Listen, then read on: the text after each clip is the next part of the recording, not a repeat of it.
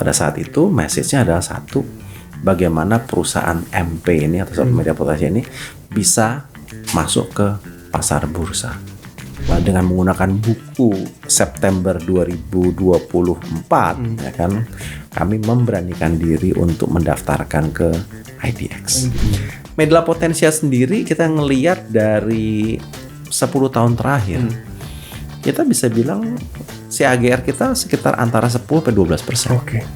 Karena kita ngelihat bahwa industri healthcare ini pasti berkembang.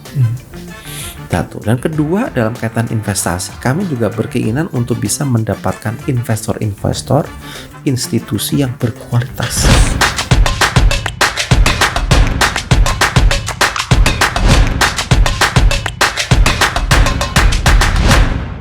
Hello Growiners, welcome back to Growin Talk, podcast by Growin by Mandiri Sekuritas yang membahas mengenai investasi, bisnis, dan juga gaya hidup. Nah, kalau sebelumnya kita mengundang itu tamu dari influencer gitu ya, influencer dan juga stand-up comedian. Nah, kali ini nih spesial banget nih. Kenapa spesial? Karena perwakilan dari emiten. Yang serunya lagi, emiten itu baru bergabung ke Bursa Saham Indonesia. Oke, kalau gitu langsung aja kita sapa Bapak Kristianto Panji, Direktur Utama PT Mandela Potensia Tbk. Halo Pak. Siang Pak. Terima kasih sebelumnya nih. Kita yang terima kasih Pak udah berkenan hadir. Pak Kres, saya mau nanya ini apa kabarnya Pak Kres? Baik. Gimana proses IPO? Ya kalau IPO saya bilang pengalaman ini kan pengalaman saya yang pertama ya.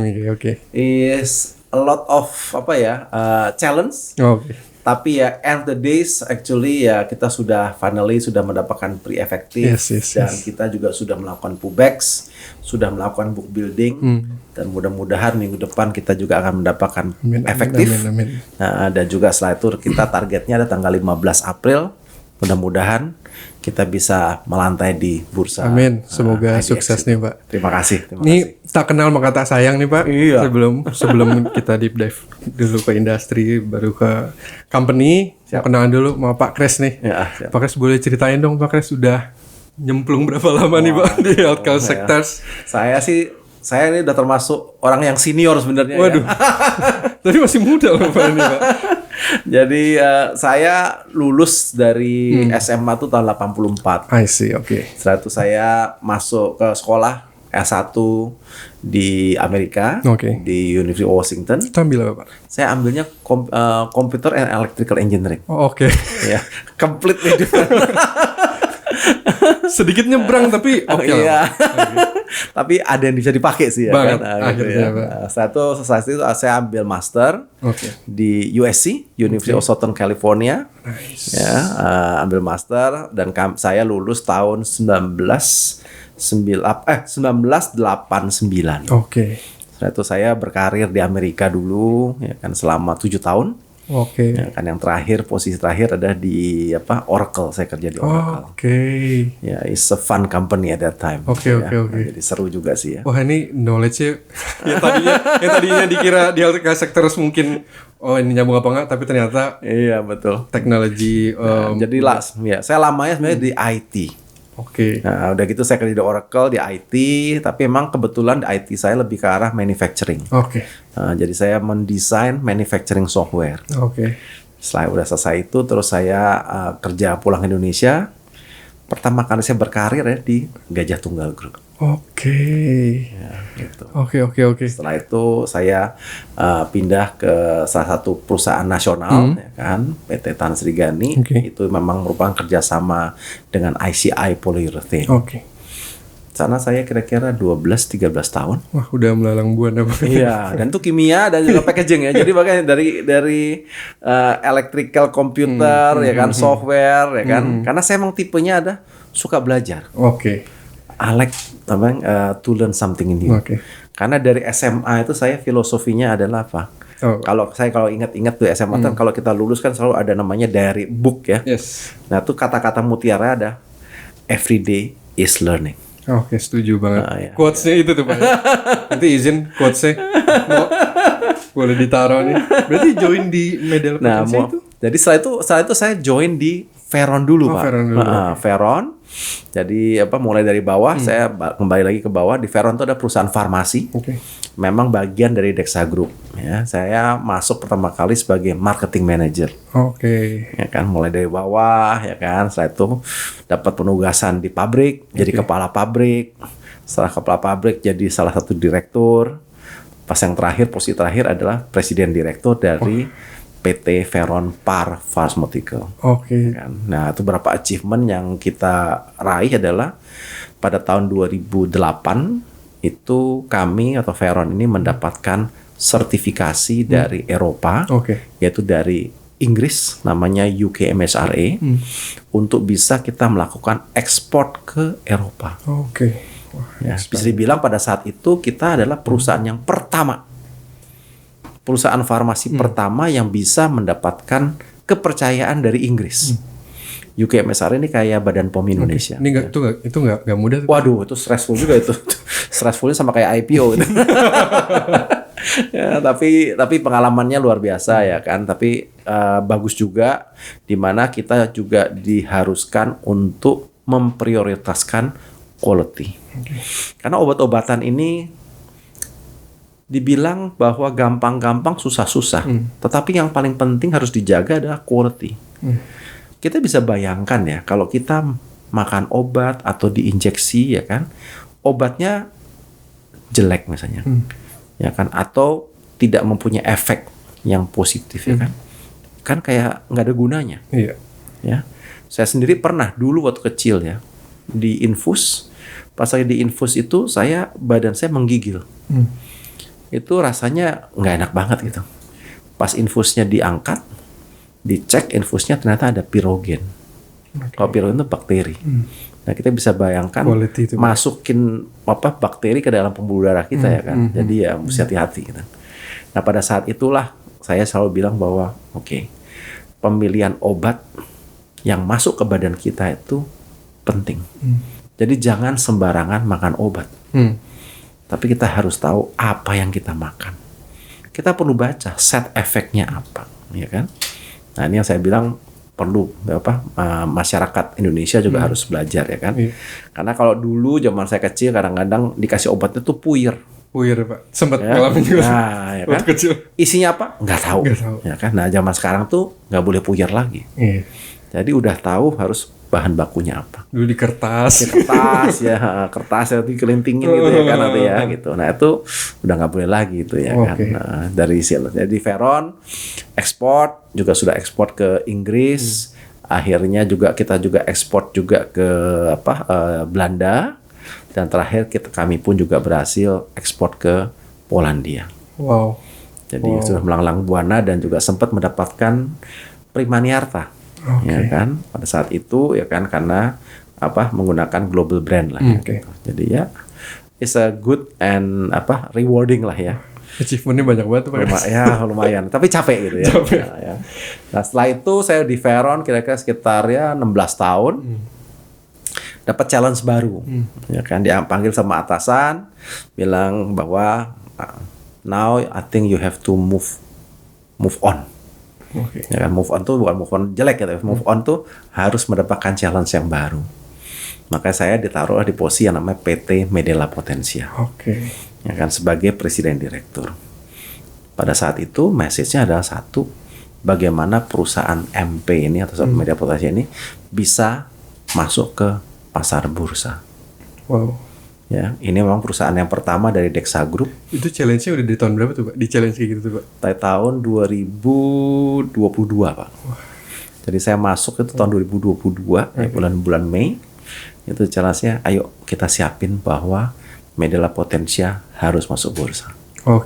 Ya kan? Jadi sebenarnya challenge-nya sama. Kalau dulu di Veron bagaimana bisa masuk pasar Eropa, ya kan? Sekarang pasar bursa ya kan? Jadi ya oke, let's do it ya kan? Karena kembali lagi filosofi saya adalah everyday is learning. Saya nggak ada pengalaman di capital market, nggak ada pengalaman. Tapi ya saya belajar ya kan. Waktu saya masih di Veron pun saya juga sempat juga ambil courses ya kan, executive course dari Wharton. Ya kan, memang belajar mengenai yang namanya kayak VC, ya kan, capital market, advanced corporate finance, ya kan, dan lain-lain, valuation. Jadi pada saat itu saya cuma ngambil aja, tapi ya nggak tahu kegunaannya gimana. Tapi sekarang kepake gitu. Ya thanks God lah ya kan, gitu ya. Jadi itulah hal-hal seperti yang itu yang saya syukuri ya kan. Jadi saya jalanin, saya bilang oke. Konsep saya ada ya, mungkin kalau orang bilang kalau penugasan yang challenging seru juga sih ya kan, belum pernah ya kan, udah kita jalanin dulu ya kan, kita review keadaan company ya kan, prosesnya, governance-nya yang paling penting ya kan, terus financialnya bagaimana, dan makanya akhirnya kita juga dengan menggunakan buku September 2024 ya kan, kami memberanikan diri untuk mendaftarkan ke IDX. Nah, jadi itu pengalaman saya gitu Pak. Ya lumayan panjang sih. Panjang. Tapi kalau dari Pak Kres pengalamannya, backgroundnya Pak, ya IT, terus kimia, marketing, kimia. Ya, nih kalau kami nih Pak di product marketing kebetulan, kami di product marketing. Kita justru product marketing yang dimasukkan ke direktorat IT, Pak. Jadi kita bareng-bareng. Jadi Growin itu baru nih Pak aplikasinya. Mungkin aku cerita juga nih Pak, ada background IT-nya juga. Jadi kita develop sendiri. Jadi dibilang bisa kayak anak bangsa. Jadi kita gabung nih Pak di digital transformation. Dan sekarang berubah jadi digital business. Ini challenge juga tuh Pak. Hampir mirip-mirip nih. Pertanyaan Pak kan sudah melalang buana kemana-mana nih. Sama di Media Potensia pun kita nggak bisa lari dari digital ecosystem. Nah, iya, betul. Nanti saya bisa cerita juga ya kan, bagaimana kami itu invest juga cukup besar di IT ya, cuma di software ya kan. Kita juga sudah mulai menggunakan AI ya kan, karena kan yang nggak bisa lari ke sana ya. Nah, itu untuk apa? Ya untuk pengembangan company gitu. Oke. Oke Pak, ini izin aku deep dive dulu. Biasanya aku suka banget dari yang luas banget nih Pak. Kita lebih ke healthcare industry dulu di Indonesia. Kalau ngebahas healthcare industry di Indonesia tuh, aku suka baginya pakai 3 episode nih, Pak Kres. Itu ada before pandemic ya. Before pandemic. Betul. Pandemic period. Terus yang terakhir post pandemic recovery. Sampai saat ini saya percaya itu masih recovery. New normal itu masih sampai saat ini gitu. Waktu di before pandemic itu kelihatan ya Pak. Maksudnya healthcare spending kita memang masih relatif kecil. Itu GDP ya Pak. Itu yang aku baca itu sekitar 2.9%. Betul, masih kecil. Ke GDP itu kecil. Tantangannya banyak. Healthcare infrastructure-nya itu terbatas. Dokter spesialis itu juga belum merata, terutama di rural area. Setuju ya Pak ya? Setuju Pak. Setuju. Aku kebetulan dari keluarga dokter juga Pak. Di keluarga dokter. Jadi ya berasa ya kalau kebetulan kita di kota, ya memang kerasa. Terus akhirnya abang saya juga dokter nih, saya aja nih Pak yang saya ikut video capital market nih. Akhirnya kakak saya di Opjin. Papa di Opjin juga, profesor dan Opjin. Kakak saya, abang paling tua abang juga Opjin, pindah ke Kuningan. Kuningan Cirebon. Itu berasa ya Pak. Kayaknya sekali ada Opjin situ kayak rame tuh. Ya itu yang kita lihat gitu ya Pak. Lalu masuk ke pandemic nih Pak. Pandemic kita bisa lihat sendiri ya. Hospitals were overwhelmed. Mengerikan. Equipment itu shortage banget. Ya kita bisa kerasa Pak, oksigen kan dulu juga susah banget cari. Tapi di situ ada sedikit mungkin silver lining sekali ya Pak. Healthcare tech. Mulai bermunculan. Adoption. Telemedicine. Apalagi Pak, online pharmacies. Distribusinya mau dari online gitu ya, ke offline. Habis itu sekarang gitu Pak. Sekarang akhirnya healthcare sectors di recovery saat ini jadi key drivers ekonomi. Rumah sakit di mana-mana, klinik baru, job creations ujung-ujungnya. Nah, tadi kan Pak Kres cerita nih, udah banyak banget pengalamannya. Nah, di pengalaman di 3 episode ini, opportunity apa nih yang Pak Kres dan teman-teman tuh tangkap gitu untuk jadi ke bisnis Media Potensia itu? Ya, memang kalau saya lihat tepat sekali kalau kita membagi zaman itu sebagai pre-pandemic. Pandemic dan post pandemic. Kalau zamannya pre pandemic itu memang healthcare is growing, ya, karena dengan adanya BPJS, ya kan, otomatis people itu juga berani pergi ke rumah sakit, ya, Mau kalau sakit batuk udah mulai ke rumah sakit, walaupun sebenarnya bisa self medication ya. Tapi ya udahlah katanya obatnya gratis semua ya. Jadi saya lihat sih bahwa awareness mengenai kesehatan itu bagus. Tapi memang awareness-nya itu adalah tunggu sampai sakit. Ya, kalau pre-pandemic ya, tunggu saya sakit baru kalau saya sakit saya ke rumah sakit. Ya. Mindsetnya gitu. Ya. Datanglah COVID ini ya. COVID saya masih ingat tahun 2019 akhir 2020 lah ya kan. Itu cukup buat saya terutama yang di healthcare ya itu cukup mengerikan. Ya, saya juga punya anak buah yang meninggal karena COVID ya kan. Kenapa? Karena kalau kita lihat ya, kalau obat pada saat itu memang belum ada obat.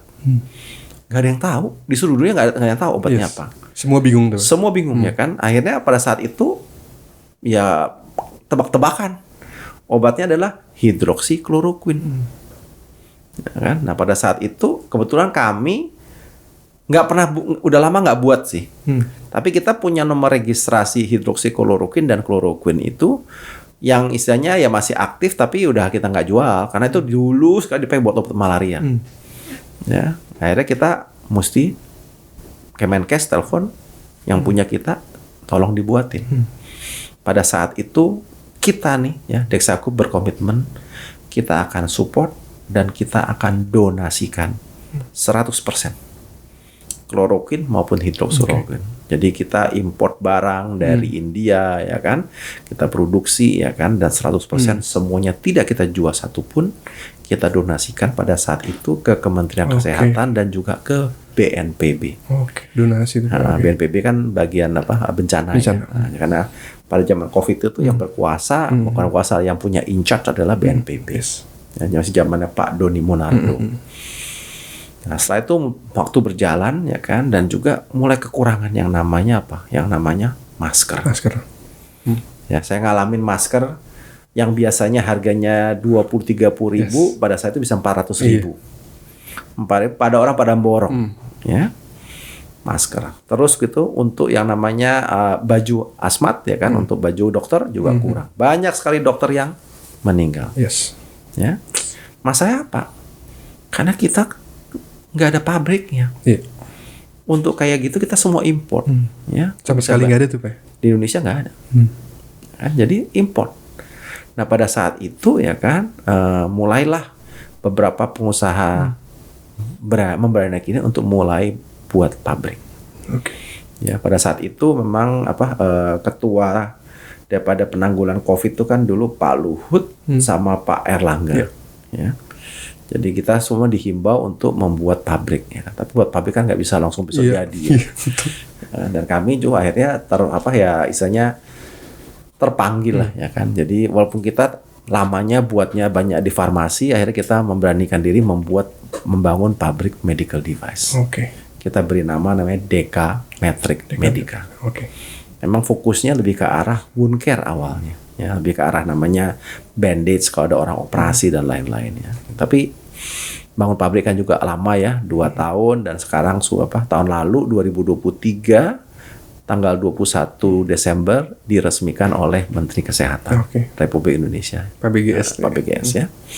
Jadi ya, terima kasih Pak BGS itu juga ya. Jadi oleh sebab itu kami terpanggil kenapa ya? Kenapa kita istilahnya harus import ya? Nah, memang salah satunya yang saya kasih advice, kita harus menggunakan namanya TKDN, angka tingkat komponen dalam negeri. Karena kalau tidak pakai tingkat komponen dalam negeri, orang bilang ngapain saya punya pabrik, import aja lebih mudah. Kalau lagi rame kita import banyakan, kalau lagi sepi, ya udah, ya kan, nggak usah import, ya kan. Nah, sedangkan kalau pabrik kan kita lebih long term commitment. Nah, disitulah kita memberanikan diri membangun pabrik medical device. Dan juga pada saat COVID itu kebetulan kami dipercaya oleh Fuji Pharma Jepang yang memang mempunyai atau mendevelop produk namanya Avigan. Ya, mungkin udah kenal ya Avigan ya. Nah, Avigan itu juga luar biasa ya kan, itu jualannya kayak kacang gitu ya kan. Tapi yang saya message yang paling penting dulu kita shortage. Karena kan dia orang mana tahu COVID bisa cepatnya kayak begitu. Sampai suatu ketika itu HP saya tuh sering bunyi. Kebayang juga. Iya, cuma bilang, Pak Kris, bisa nggak saya minta Avigan? Bukan minta, beli ya kan? Saya cuma tanya, semua bilang gini, oke, yang mau pakai ini nomor 1, ada pasien yang sakit atau kamu mau nyimpen untuk kalau sampai ada masalah paling udah ada. Ya, buat nyimpen. Oke, saya bilang kalau buat nyimpen nggak dulu, ya kan, karena kita memberikan prioritas kepada siapa? Kita kepada yang sakit. Kalau kita stoknya udah cukup nggak ada masalah. Jadi kita selalu bekerja sama dengan Pak Menteri ya, Menteri Kesehatan juga dalam kaitan stok segala macam ya kan.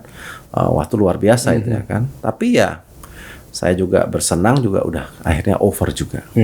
Akhirnya Pak ya. Akhirnya. Nah pada saat itulah orang mulai sadar bahwa kita harus sehat. Cuci tangannya berlanjut. Nah, cuci tangan ya kan segala macam itu habit itu mulai tumbuh, orang mulai minum vitamin ya kan. Nah, kebetulan Dexa juga ada produk yang bagus namanya Stimuno ya kan. Itu dimakan ya kan. Nah, juga kita ekspor juga ke Filipina untuk pasien-pasien yang COVID ya. Nah, setelah lewat ya kan. Ya sekarang saya ngomong post ya, setelah pasca. Pasca awal-awalnya masih oke ya kan, tapi orang lama sekarang udah mulai lupa sama COVID ya. Oh ya, saya mau nambah yang zamannya COVID dulu ya kan. Waktu zaman COVID itu yang tadi soal digital. Yes.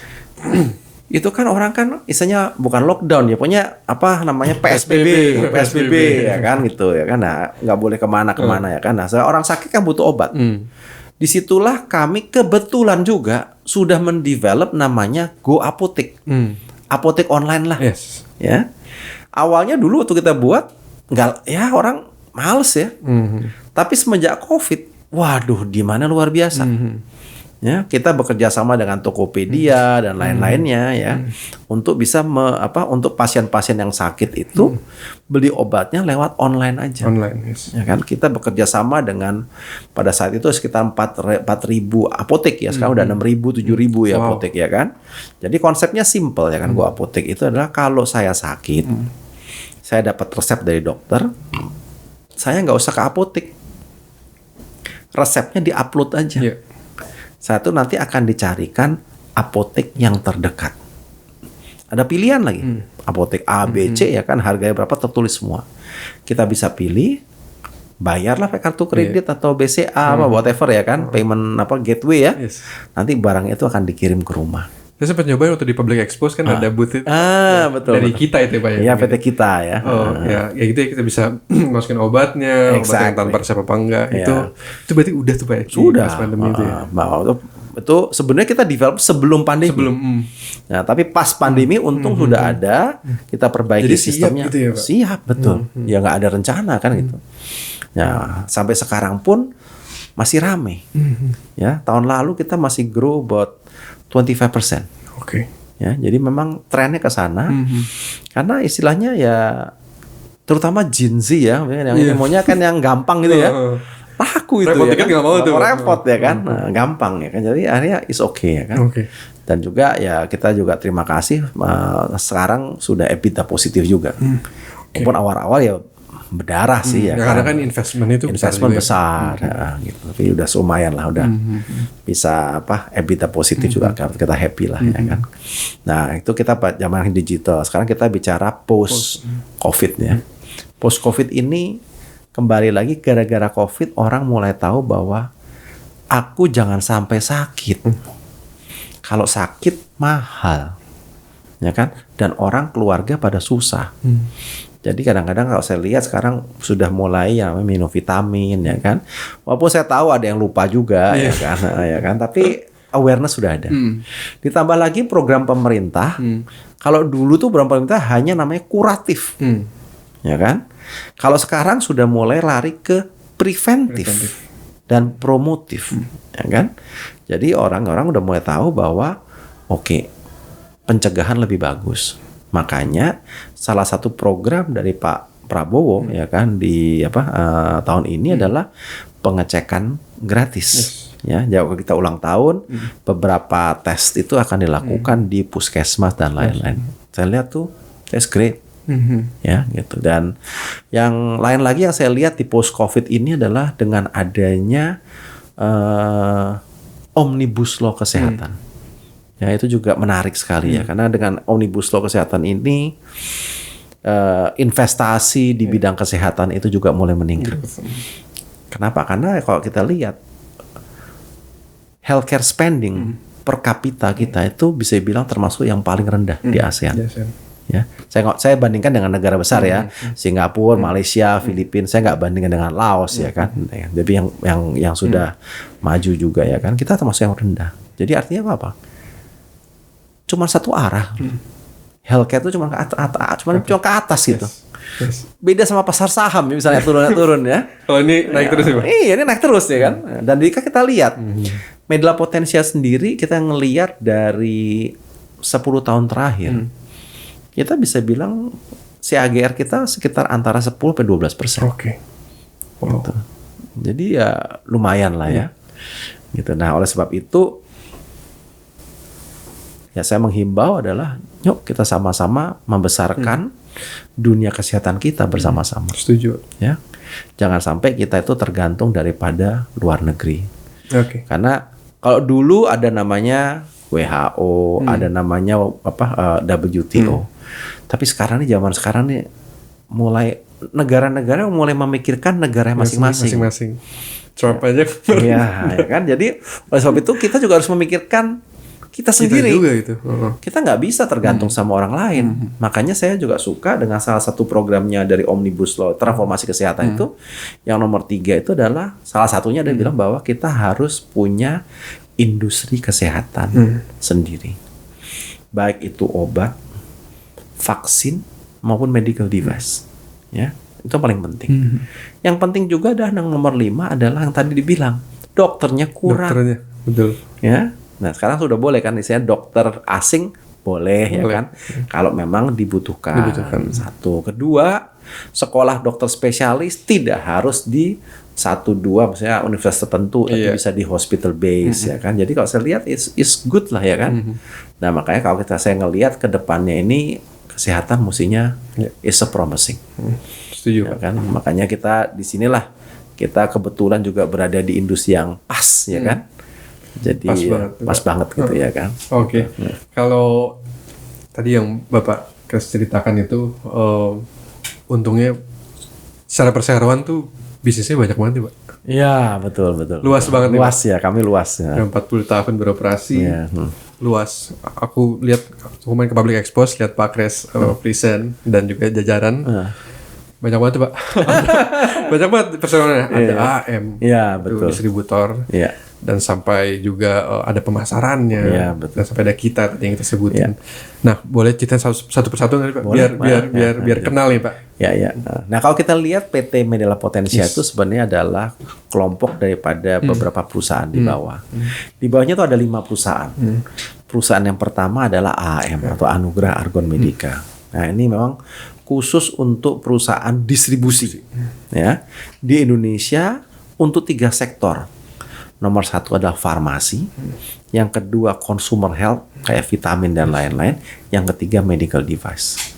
Ya, ini penting juga dan kita merupakan salah satu perusahaan distribusi yang terbesar di Indonesia. Ya, saya tidak klaim yang paling besar, tapi salah satu yang terbesar. Ya, yang kedua kita juga ada perusahaan kayak AHM, tapi adanya di Kamboja. Ya, itu namanya Dynamic Argon Cambodia. Ya kan, memang populasi masih kecil di sana, tapi maju. Ya, jadi kita lihat bahwa growing ya, makanya kita invest di sana juga. Yang ketiga kita ada PT namanya Jembatan 2. Jembatan 2 ini memang fokusnya lebih ke arah sales and marketing. Ya, memang sekarang fokusnya lebih banyak ke medical device. Kenapa? Karena banyak sekali perusahaan-perusahaan luar negeri mau masuk ke Indonesia, nggak punya company. Jadi kita yang membantu mereka untuk menjualkan, memasarkan kepada rumah sakit, entah itu dokter, produk-produknya itu. Ya. Yang keempat adalah PT Decametric Medica. Nah, ini nyambung dengan Jembatan 2. Karena apa? Karena manufacturing-nya di sini. Walaupun kami belum produknya belum banyak sih ya. Masih barusan 3 production line. Nomor 1 adalah wide area fixation. Kedua adalah post operating dressing. Yang ketiga adalah liquid disinfectant. Ya kan? Tapi lumayan sih ya kan. Dan sini otomatis kita membuat produk itu menjadi TKDN-nya tuh ada angkanya. Dan beruntungnya ada kami pun juga dipercaya oleh salah satu perusahaan multinasional dari Swedia itu yang melakukan kontrak manufacturing dengan kita. Karena dulu dia bisa jualan ke pemerintah, tapi dengan ada TKDN dia nggak bisa jualan. Jadi aku udah kamu yang ngerjain aja lah ya kan. Nah, jadi otomatis ya kita dipercaya ya kan. Ya itu juga story-nya lain lagi tuh ya kan. Juga kepercayaan tuh dengan tidak dengan mudah diraih ya, tapi dengan benar-benar dedikasi dan hasil. Ya, sekarang kita lumayan gitu ya. Nah, yang terakhir PT kita ini yang tadi saya bilang Go Apotek. Ya, ini ya dibilang digital ya kan. Kenapa? Karena kita merasa bahwa di depan itu, di front end itu perlu ada kemudahan-kemudahan otomasi ya kan dalam kaitannya bagaimana orang kalau sakit itu bisa beli obat. Karena zaman sekarang ini orang tuh maunya yang gampang. Ya. Sat-sat. Exactly, ya kan. Jadi kita mesti membuat marketnya di situ. Ya, disitulah kita juga namanya Go Apotek tetap berkembang, ya kan. Dan juga bukan hanya B2C, tapi kita juga develop B2B. Kita hubungan dengan para apotek di seluruh Indonesia itu, belum semua ya. Mungkin 20%, 25% itu sudah mulai pakai B2B. Ya, jadi hal-hal seperti ini yang saya bilang penting sekali. Ya kita nggak bisa bayangin ya kalau kita semua salesman kita tiap hari mesti naik motor ke bisa sekitar 15.000 apotek. Waduh, ya kan. Satu, bensinnya habis. Yang kedua juga tidak ESG friendly. Akhirnya berpartner sama yang itu ya Pak. Makanya kita buatnya online lah ya kan gitu. Yang bisa online. Tapi bukan berarti apakah online bisa replace offline? Jawaban tidak. Ya, brick and mortar tetap ya kan, masih brick and mortar masih tetap ada. Disitulah yang kalau kita lihat 5 perusahaan di bawah Medela Potensia, di mana memang semuanya lebih ke arah yang namanya distribusi obat, consumer health dan medical device. Yang kedua juga adalah bagaimana kita bermain di industri medical device, baik sales marketing maupun our own manufacturing. Saya izin memperdalam yang tadi itu Pak. Boleh. Untuk distribusi ya. Tadi medical devices, terus juga produk kesehatan, produk farmasi gitu ya. Itu segmen produk nih Pak. Segmen produk di MDLA ya Pak. Nah, dari ketiga itu saya tuh membaca-baca pasti ya. Baca-baca research juga. Itu banyak prinsipal atau brand yang kerjasama ya bareng. Itu brandnya udah kita nih yang di retail nih di kuping udah nggak asing lagi gitu. Boleh sebutin beberapa aja nih Pak dari masing-masing, dan yang terakhir paling penting segmen mana sih Pak yang paling berkontribusi besar untuk penjualan di MDLA? Jadi kalau saya lihat gini, dulu awalnya adalah PT Dexa Medica itu dibangun tahun 1969. Pada saat itu perusahaan Dexa Medica adalah manufacturing dan distribusi. Emang udah di long time ago. Tapi pada tahun 1980 ada peraturan pemerintah di mana perusahaan distribusi dan manufacturing harus dipisah. Nah, makanya kita pisah pada saat itu. Dibuatlah PT AM, Anugerah Alban Medica. Sejarahnya itu. PT AM itu tugasnya awalnya mandatnya cuma satu, mendistribusikan produk. Dari pemisahan tadi itu ya? Iya, dari Dexa Medica tok. Kita hubungan kita buatlah, kita bisa bayangkan ya. Kayak orang bangun jalan tol gitu kan. Kalau jalan tolnya udah jadi ya kan, yang mobil cuma satu, cuma Dexa Medica, sayang kan. Nah, pada saat itu kita invite beberapa multinational company, mungkin yang tahu Pfizer, Novo Nordisk, ya kan, Tanabe dan lain-lain. Jadi kita banyak perusahaan asing yang juga mendistribusikan produk-produk dengan kita. Dan terakhir kita nih totalnya sudah mempunyai kira-kira 70 prinsipal, ya, baik di pharma, di consumer health, dan juga di medical device. Nah, kalau ditanya yang paling besar mana ya kan? Pharma yang paling besar. Karena sejarah ya. Jadi 70% revenue daripada Medela Potensia itu memang disumbangkan dari segmen pharma atau farmasi. 20% itu dari consumer health. Ya, itu macam-macam ya, bisa vitamin, ya kan, bisa susu, ya kan, dan lain-lain, ya kan. Yang ketiga medical device. Medical device 10% masih kecil lah, ya kan. Tapi grow-nya luar biasa, yaitu double digit ya. Jadi kita lihat bahwa dengan berkembangnya rumah sakit Indonesia, otomatis kebutuhan medical juga naik. Gitu. Betul. Ya, jadi itu 3 sektor yang memang kita jalani sekarang, dan ya saya juga happy semuanya tumbuh. Ya, walaupun memang kalau di consumer health 2020, 21, 22, 23 tumbuh, 2023 ke 2024 ini ada negatif sedikit minus 2%, karena saya bilang awareness-nya mulai berkurang.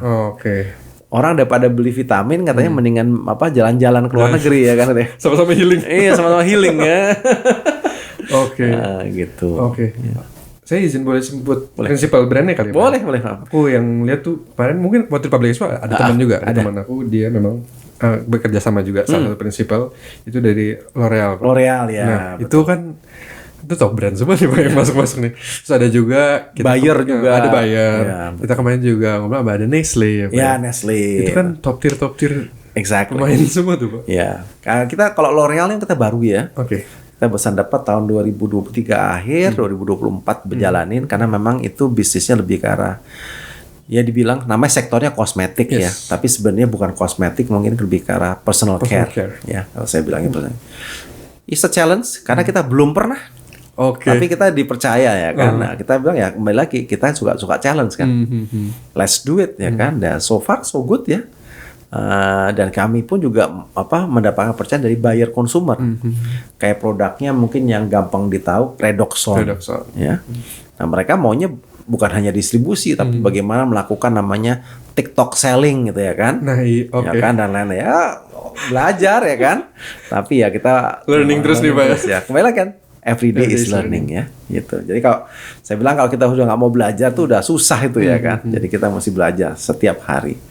Nah, jadi brand-brand yang terkenal ya kan, mungkin kalau di rumah sakit BD, Dickinson, dan juga lensa, lensa mata ya, Alcon itu jadi kita juga. Jadi wide range banget nih Pak. Ya, nah tadi kan ngomong Nestle kan, kami pun juga merupakan yang untuk Nestle Purina untuk makanan pet food. Yes, ya, gitu juga kita supply juga gitu. Wah, zaman COVID kencang tuh salesnya. Tapi post COVID ya agak turun sedikit ya.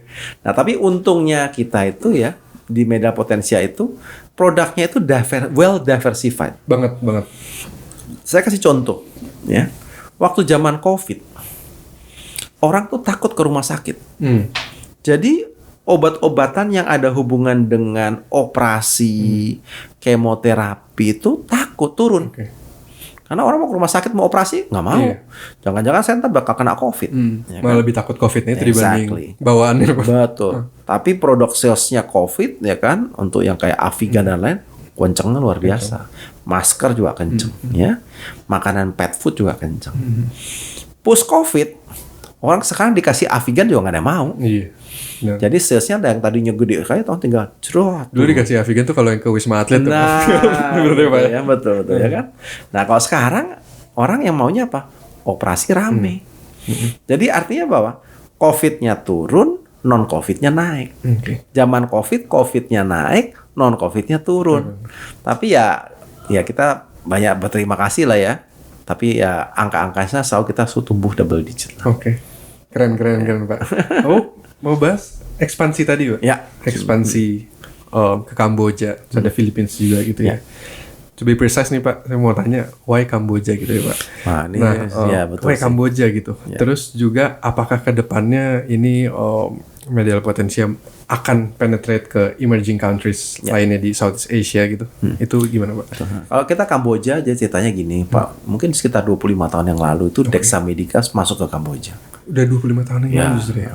Jadi didistribusikan produk-produk kita tuh didistribusikan oleh perusahaan lokal, yaitu namanya Dynamic tadi. Nah, dengan berjalannya waktu ya kan otomatis ownernya Dynamic itu kan makin lama makin tua.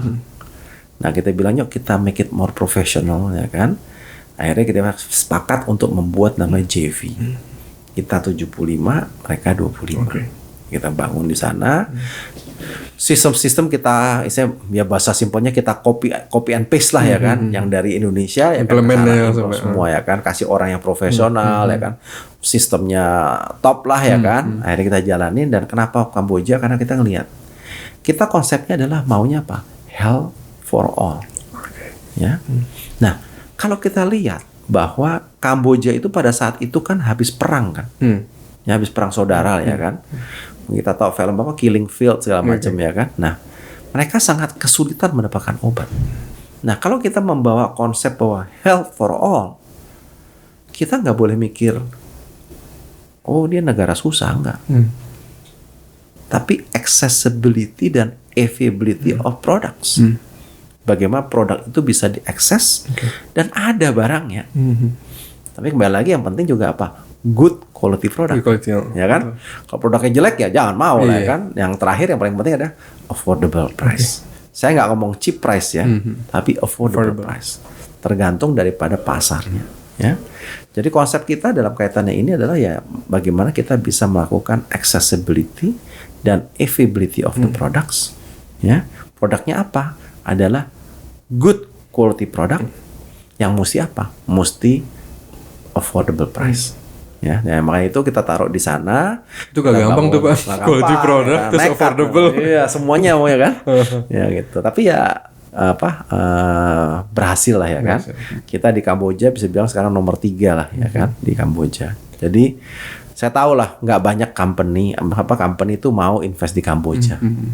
Tapi kita dengan sadar kita invest di sana karena kembali lagi konsepnya adalah health for all.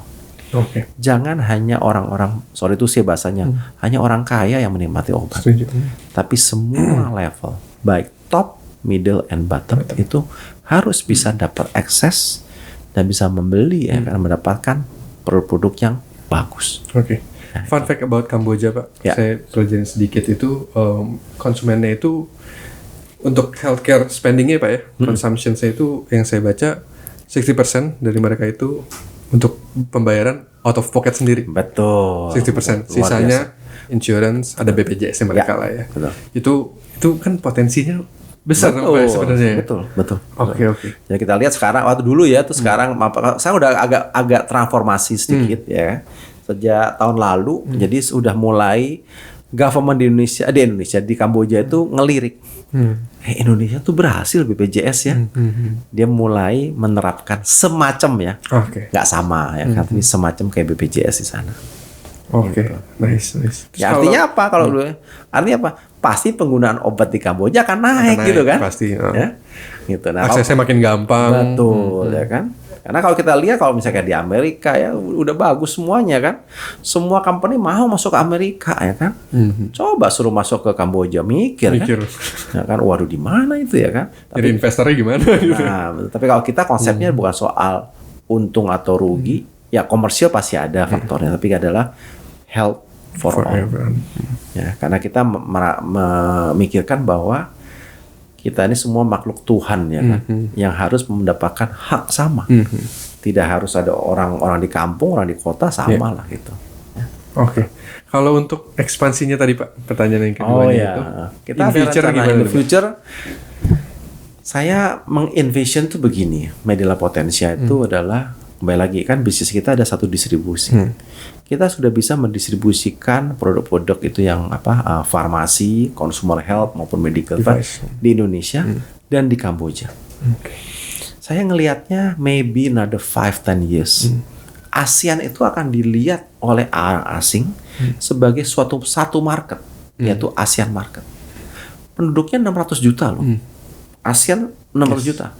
As big as Europe. Ya. Jadi kalau Europe namanya EU, European Community kan, EU ya kan. Nanti mungkin ASEAN Community ya kan. Nah, gimana ya saya nggak bisa bayangkan, tapi nanti akan ada namanya orang akan masuk bahwa bisa nggak distribusi produk untuk the whole ASEAN.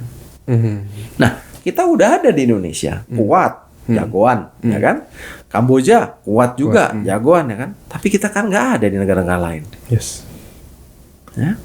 Jadi kita juga berpikiran bukan artinya kita mau melakukan akuisisi, bukan. Kita coba mencari partner yang bisa kita kolaborasi. Zaman sekarang ini zamannya kolaborasi. GV dong Pak berarti. Iya, bisa GV ya kan.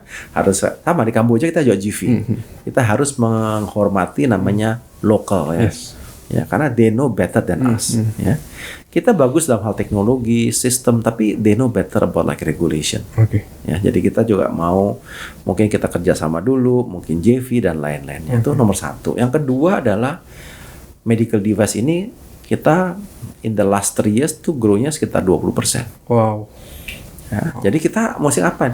Kita mesti cari-cari produk apa lagi yang bisa kita kerjakan. Itu benchmarknya makin gede tuh. Exactly, ya kan? Nah, tapi yang paling penting adalah bisa membangun industri medical device di Indonesia. Kita beruntung punya 3 line ya. Tapi kalau lihat di Indonesia ini perusahaan medical device memang banyak ya. Tapi fragmented. Kecil ya kan. Kalau yang benar-benar yang fokus ke industrial ya, industri itu gak banyak. Ya, Gak banyak pemain juga. Nah, kalau saya lihat sih less than 10 ya mungkin saya lihat ya. Tapi yang kecil-kecil banyak. Ya kan? Nah, kita maunya adalah bagaimana medical device industry ini bisa nanti maju seperti farmasi. Integrated ya kan, punya R&D dan lain-lain. Sekarang masih belum R&D, masih kecil ya kan? Gitu. Dan saya lihatnya ke arah sana. Jadi kita nomor 1 di media mencari potensi-potensi prinsipal baru yang produknya dibutuhkan di Indonesia. Satu. Kedua adalah yang sudah kerjasama atau yang makan ini ada bagaimana membawa teknologi ke Indonesia dan dilakukan production di Indonesia. Ya. Karena kita juga jangan tergantung sama luar negeri, import terus gitu ya kan. Ya TKDN lah kita harapkan. Oke. Ya, berarti bisa dibilang nih kalau pemerintah bilang hilirisasi bisa juga di healthcare sebenarnya. Betul. Ya bahasa kerennya hilirisasi ya, betul. Oke. Ini seru banget ya. Tadi ngebahasnya mengenai medial potensial secara story behind numbers ya Pak. Itu sangat penting. Ini yang susah didapat di ini nih Pak. Harus baca dulu public expose nih tapi diceritakan langsung sama Pak Kres gitu. Ini kita coba ke yang IPO nih Pak. Siap. Ke IPO-nya. IPMDLA itu mengincar funding ya Pak ya. Dana itu kurang lebih 805 miliar. Ya, betul. Itu juga menawarkan sebanyak 3,5 miliar lembar saham. Ya. Itu mungkin setara dengan 25% yang di store gitu ya Pak. Betul. Ini ibarat kalau Pak Kris punya kue nih yang Pak Kris bagikan ke publik nih kita ini nih 1/4 Pak. Yes. Itu besar loh. Besar, Pak. Itu sangat besar. Rata-rata yang kita lihat 7%, 15% itu udah besar. Betul. Nah ini tuh serta kalau dikumpulin dananya untuk apa gitu Pak. Pertama tadi ya Pak, kita juga heran-heran nih Pak. Kita justru di internal kita cuma pas lagi baca yang tanya banyak ya kan? Iya, itu dia wah ini kok besar sekali gitu. Apa sih Pak ininya? Motivasi. Jadi nomor 1 ya kita lihat memang kita by design itu memang float up to 25% ya. Tapi akhirnya kita juga float 25%. Karena apa? Karena kita ngelihat bahwa industri healthcare ini pasti berkembang. Satu. Dan kedua dalam kaitan investasi kami juga berkeinginan untuk bisa mendapatkan investor-investor institusi yang berkualitas. Bukan cuma sebagai investor yang cuma mengharapkan harga saham naik, dividen bukan. Bagaimana mereka juga bisa berkontribusi, ya, misalnya dengan yang institusi asing, ya kan, yang bisa membantu kita untuk mengenalkan dengan perusahaan luar negeri, ya kan. Nah, otomatis kalau kayak begitu kan tidak bisa masuk ke namanya public pooling kan, ya. Jadi strategik lah. Strategik. Dan ya beruntunglah kita dipercaya ya kan oleh beberapa institusi terkenal dunia gitu ya kan untuk bisa sebagai partnernya. Pemain-pemain besar ini. Ya gitu. Makanya kita ngelihat bagus juga ya. Walaupun memang keharusan kami sebenarnya juga nggak sampai 25 ya kan. Minimum tuh mungkin sekitar 10-15% oke ya kan. Tapi kita ngelihat bahwa let's make it bigger.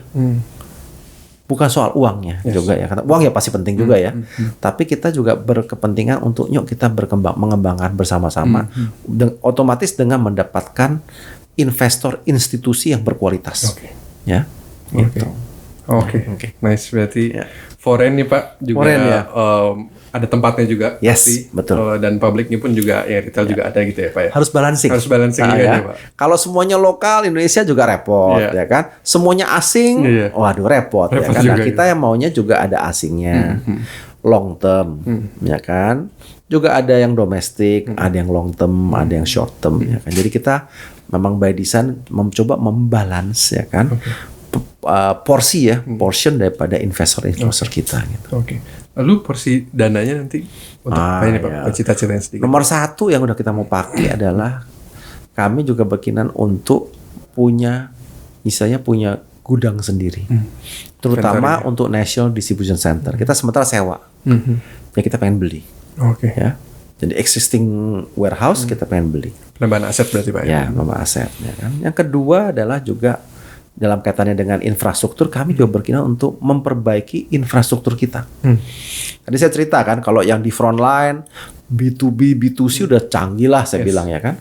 Tapi kalau kita lihat di back end, misalnya warehouse, itu masih saya akui sih masih konsep yang lama ya kan. Datang ke ke shelf-nya, ngambil barang ya kan. Nah, sekarang pertanyaannya, kalau transaksinya misalnya ya sehari 100-200 masih bisa dihandle mungkin 1 atau 2 orang. Masih bisa manual lagi ya. Nah, tapi kalau misalnya udah 5.000, waduh, ya bisa nambah orang. Tapi makin banyak orang, makin potensi salah. Disuruh ngambil A, ngambilnya B ya kan. Nah, kalau salah yang kasihan apa pasien juga kan. Jadi kita berkinan untuk melakukan namanya automation di back end ya, di warehouse ya kan. Sekarang orang pada bilang banyak ada namanya pakai namanya ESRS, Automatic Storage and Retrieval System. Ya coba kita explore lah. Ya. Apalagi ya kan pakai robot misalnya kita mau explore ya. Disitulah kita berkinan untuk memperbaiki infrastruktur. Juga dalam kaitan yang lainnya adalah kita juga mau mengembangkan produk-produk baru di medical device tadi ya. Kan tumbuhnya kenceng ya kan. Kita cuma barusan punya 3 production line. Kita pengen punya 4. Pengen punya 5, pengen punya 6 dan seterusnya. Oke. Ya. Nggak bisa di-spill tuh apa-apa aja tuh Pak. Masih pembicaraan itu ya.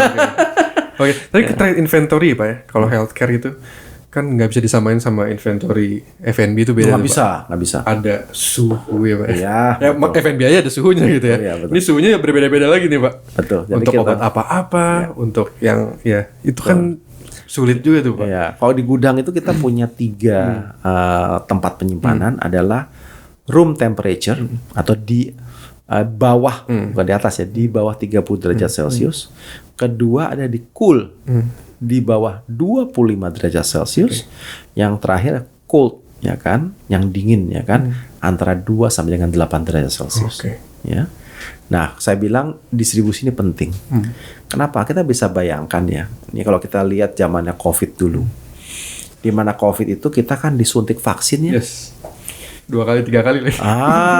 Betul ya kan. Nah, sekarang pertanyaannya, vaksin itu mesti disimpan di suhu berapa sih? Nah, itu dia. 2 sampai dengan 8 derajat Celcius.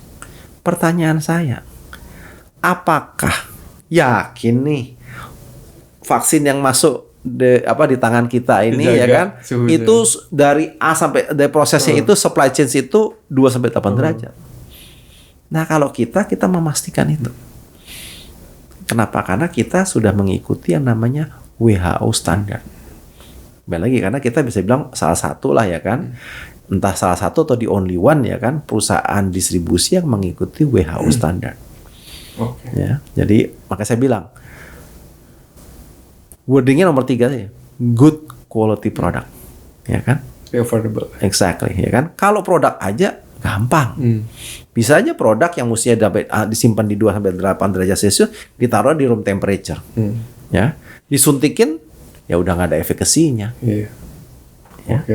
Berarti nanti kalau inventory-nya yang udah automation nih Pak. Ya. Boleh dong Pak, site visit nih kita bawa investors nih Pak. Boleh, siap. Both asing atau Boleh.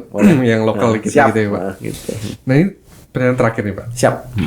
Mungkin di bisnis ya. Kalau di bisnis itu mungkin IPO itu adalah goal akhir gitu ya. Ya. Mungkin kalau bagi saya dan teman-teman itu yang paling penting adalah after IPO-nya deh Pak. Wah, itu penting ya. Itu yang paling penting itu kan Pak. Sebenarnya kalau Iyalah, IPO benar. oke IPO gitu. Memang ada lumayan berdarah-darah ke situnya gitu. Tapi ternyata kalau untuk di bisnis itu ya itu baru permulaan ya Pak, bisa dibilang kayak gitu ya. It's the beginning ya. It's the beginning justru gitu Pak. Ya. Setelahnya nih setelah IPO apa sih Pak growth strategies-nya? Oke. Nah saya lihat Beda bahwa nomor potensial. satu ya post IPO ini memang suatu challenge ya. Yes. Ya growth strategi kita simple aja ya kan. Sebagai distribusi company kita juga berkeinginan untuk tetap mendapatkan prinsip-prinsip baru.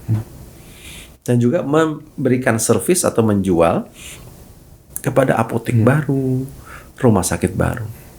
Memang kita sekarang ini fokusnya di Indonesia. Ya. Sama Kamboja ya. Tapi bagaimana kita melebarkan sayapnya ke negara-negara lain di ASEAN. Partner tadi ya, Pak, ya? Partner ya kan. Partner bukan berarti kita akuisisi ya. Entah itu kerjasama atau gimana dan lain-lainnya ya. Itu satu. Kedua, tadi saya cerita mengenai infrastruktur di back-end.